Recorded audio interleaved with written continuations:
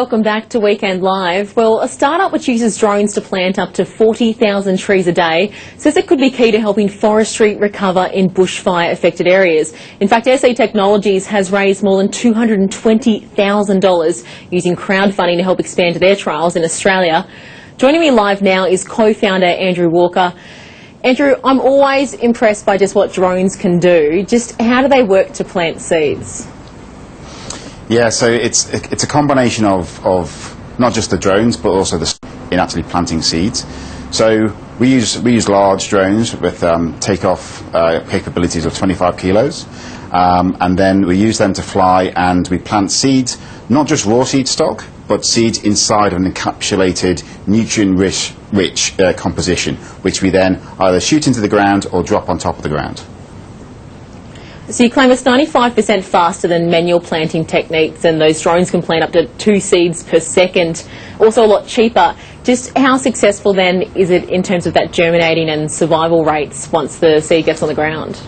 Yeah, it's good to compare manual planting techniques compared to our solution. So manual planting techniques, a single person can plant around about 800 seedlings per day. One of our drones with a 2-man team can plant up to 40,000 seeds a day. And you rightly mentioned germination is one thing.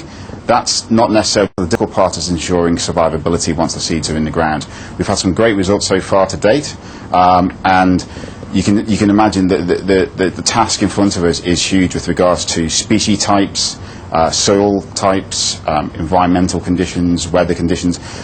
We have a big challenge ahead of us, but we're benchmarking our tech over 2 dry seasons and 2 wet seasons, and that will give us some great data to work with. So with those trials that you've been doing, I imagine it's not only also obviously the planting process, but you obviously have to look at the area and survey the area beforehand to see just what's needed in each place, as well as then track once the seeds are in the ground. Yeah, absolutely. It's not simply taking seeds and dropping them into the ground or firing them into the ground.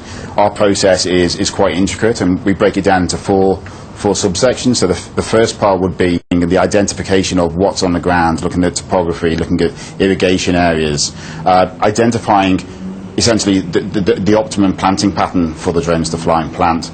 The second part is how we create the seed pods themselves. The seed pods are specific to the site that we're planting, but also to the species that we're planting. And we do that on site using a mobile manufacturing plant that we've created, so we don't have any cross-border organic transportation issues. Third stage is obviously the planting itself. So the drones can fly autonomously, planting 2 seeds per second. But then once they're in the ground, the fourth part of the whole process is extremely important. We can't just walk away. We have to ensure that the seeds grow into healthy seedlings, and then obviously to forests. So we do that by what we call proactive monitoring. We'll go back at a later date, fly the same route, and then using artificial intelligence we can identify different growth of seedlings, identifying biomass, identifying invasive weeds, combative weeds, and then we can also go back with a spot spraying drone and apply a non-toxic herbicide to suppress the growth of those weeds, but and allowing those broadleafs to continue to grow. And that process varies obviously depending on the location that we're working in, but also the seed stock that we're planting. Now, Andrew, you say that these can be used to help for bushfire recovery. You've been working with the University of Technology in Sydney, as well as in talks with various state governments. Just how have those talks progressed, and when do you hope to start doing some trials in Australia?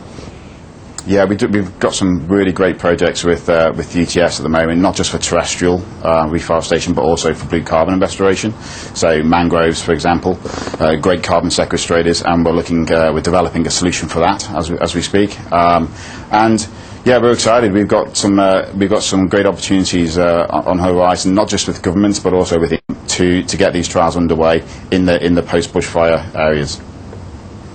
Now, I can see with the climate and the fires in the spotlight, it's probably a pretty good time that you're tapping into that crowdfunding while still developing. But when there's a number of similar drone planting companies competing and your patent's still pending, just how confident are you of commercialising this?